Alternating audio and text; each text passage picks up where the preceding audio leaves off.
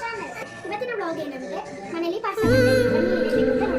400 gram pasta ತಗೊಂಡಿದ್ದೀನಿ. ಈರುಳ್ಳಿ, chicken masala, carrot, ಕೊತ್ತಂಬರಿ ಸೊಪ್ಪು, ಪೆಪ್ಪರ್ ಪೌಡರ್, ಹಾಕ್ಲಿಕ್ಕು chilli powder, oregano, chilli flakes. Pasta ಬೇಯಿಸಿ ಎಣ್ಣೆ ಕೊಟ್ಟಿದ್ದೀನಿ. ಬನ್ನಿ ಹೇಗೆ ಮಾಡೋದು ನೋಡೋಣ. ಬಾಂಡಿಗೆ ಸ್ವಲ್ಪ ಎಣ್ಣೆ. ಈಗ ಆನಿಯನ್ ಹಾಕೋಣ.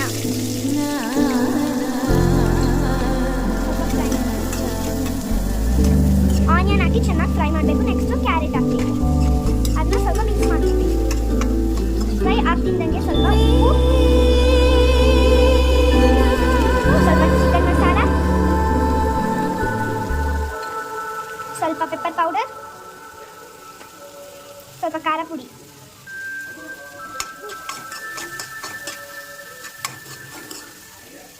ಹಾಕಿ ಫ್ರೈ ಮಾಡಿ.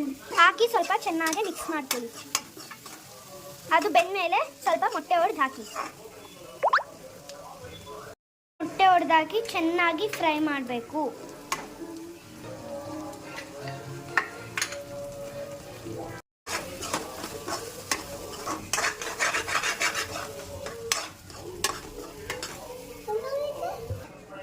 ಇವಾಗ ಮೊಟ್ಟೆ ಉದ್ರುದ್ರಾಗಿ ಫ್ರೈ ಆಗಿದೆ.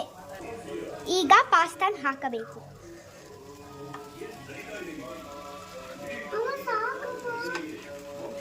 ಈಗ ಪಾಸ್ತಾ ಹಾಕಿ ಚೆನ್ನಾಗಿ ಫ್ರೈ ಮಾಡಿ.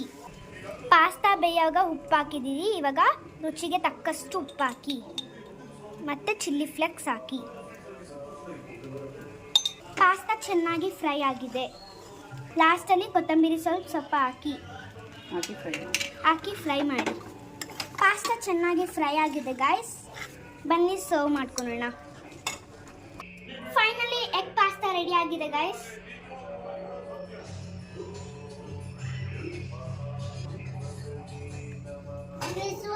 Christmas